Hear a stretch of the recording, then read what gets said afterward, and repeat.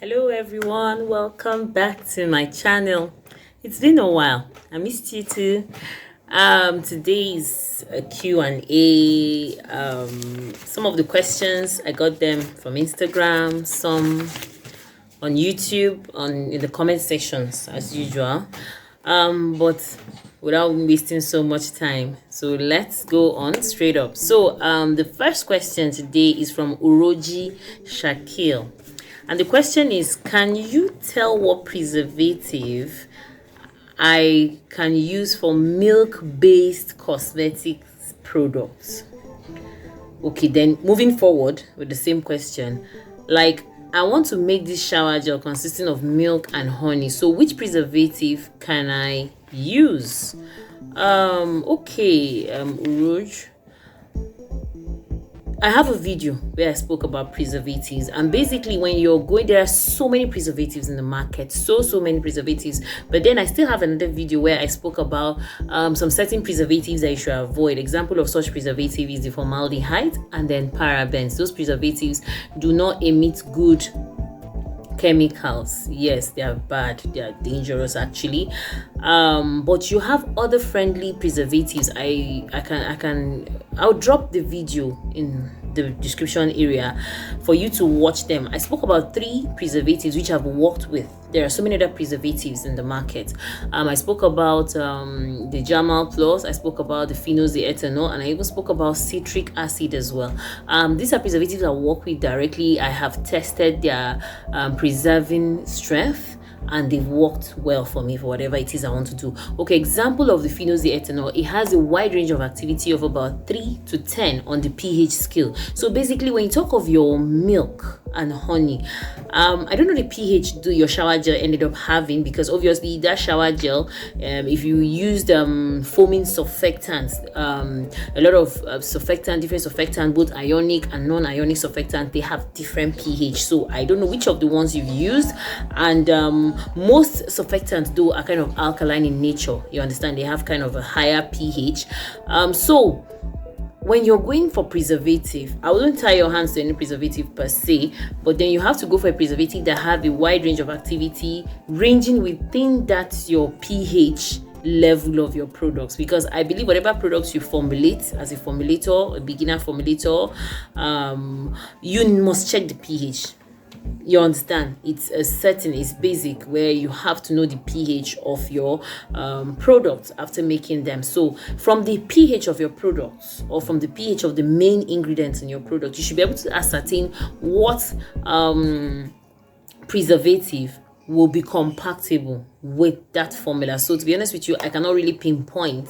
Do you understand? So that will be an extra research you have to do for yourself. A preservative like the Jamal Plus has a wide range of activity from 3 to 8. Yes, so it's just left for you to actually choose which one you want to work with. You understand? So that's it. I hope I've answered that question properly. So the second question is coming from Biola, and Biola asked, can I use only glycerin? That is if I don't have sodium lactate. Okay, this came from YouTube. Actually, it came from a video where I showed how to dissolve salicylic acid without any heat actually.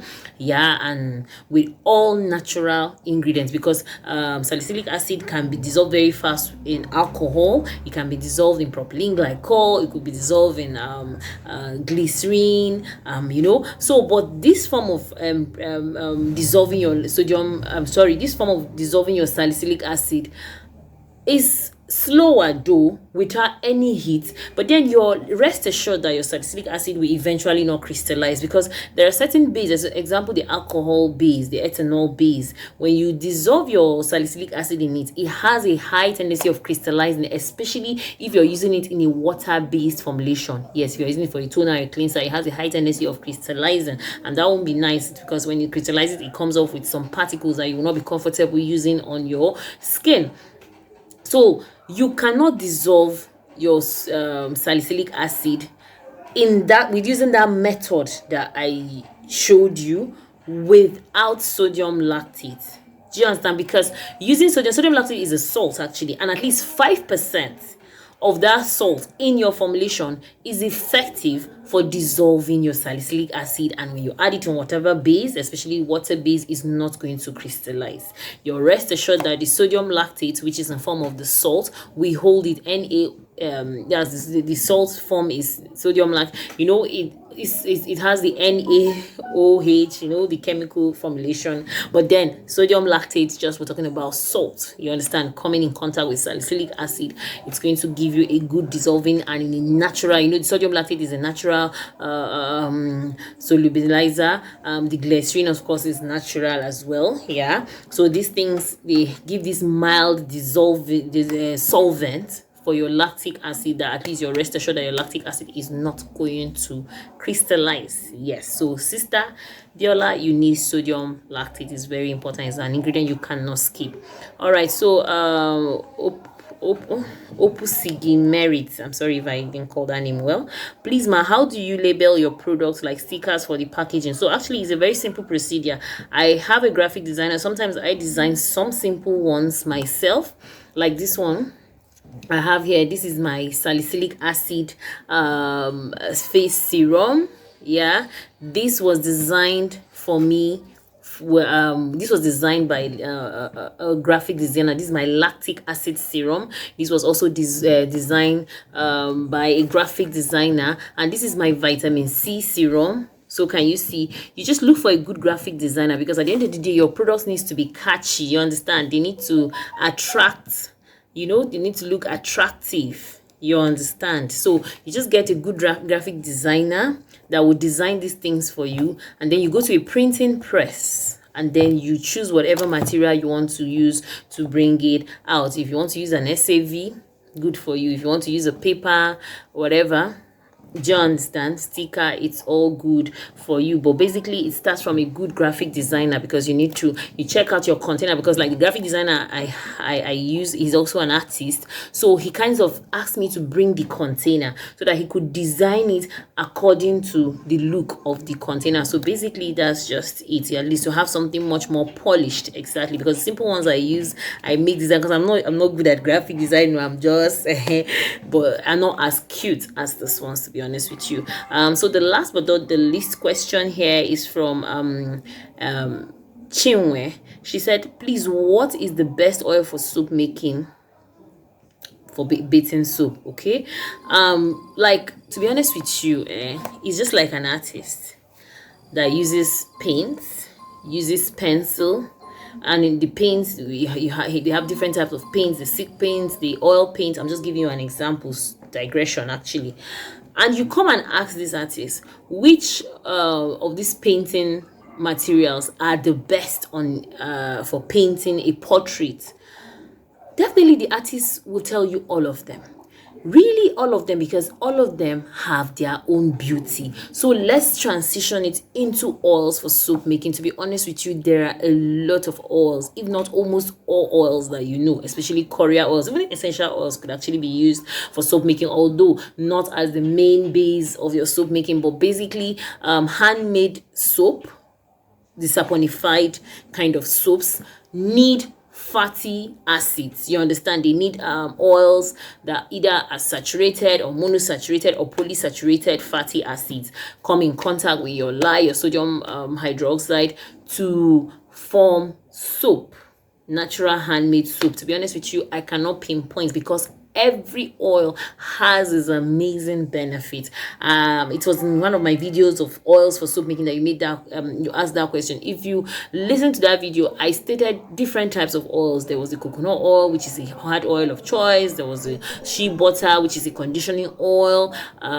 There's also the sunflower oil, which is a soft. So at the end of the day, you just know what you want to create. Obviously, if it's for bathing, most likely you want to have a healthy super fat. What I mean by healthy super fat, you want to make a soap that will not strip your skin of its natural moisture. I hope I'm clear here. Yes, you want to bathe at the same time, nurture your skin. So there is no specific oil. All oils for soap making have their benefits. You understand? Like my soap making class, I listed more than 10 oils for them with their benefits, so it's left for you to choose which one you want to work with. When you make soap with olive oil, you are rest assured that that oil is also going to be really, really nice, but it's going to have a long curing time. Yes, it's the fact that, okay, olive oil is a very, very light oil in soap making, so it's going to make your soap a bit soft, too soft, and so you need to give it a longer curing time to harden.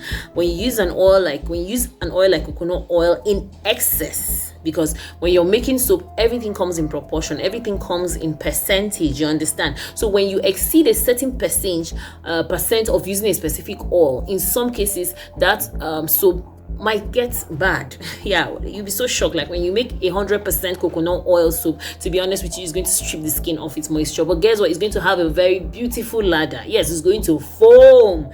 When you make 100% shea butter soap, it's not going to strip the skin of its moisture, of its sebum, and it latters very fine too, and it's very creamy. It softens the skin, you understand? So these oils, they are all beautiful, they are all amazing in their own likes. Do you understand? So I cannot tell you specifically what exactly do you want to achieve in that soap to start with. Do you understand? If it's a soap that you want to make for someone that has a really, really, really dry skin, then it's obvious you could incorporate the castor oil. So all the oils are amazing. When you add your hard oil of choice, you're hardening the bar. When you add your soft oil of choice, you're making your soap creamy and to have a conditioning effect. When you're using your soft oil of choice, you're also balancing and giving a proper super fat seal. So all oils, to be honest with you, they are obviously good for soap making, but you have to do your research very, very well, and you have to stick to certain percentage usage rate. Yes, if I had this series that I did, the formulation series, which I'm coming up with another series soon. Yeah, it's the Ember month. That will be the last series for the year. I'm coming up with another series, but not on formulation. This time around is going to be on serums and the demonstration and how to layer them, obviously. So expect it soon. It's coming. So Chinwe, all oils are good, but not all oils. Just if you want to know more about soap making oils, you could register for my soap making class, and then over there we will talk more and you would understand. You will have a perfect answer to your question. So thank you so much. These are the questions I was able to attend to today on this video. Hopefully in further Q&As, I will answer more questions. And thank you so much for coming back to watch me. Returning subscribers, new subscribers, welcome all of you, my subscribers. I appreciate you guys.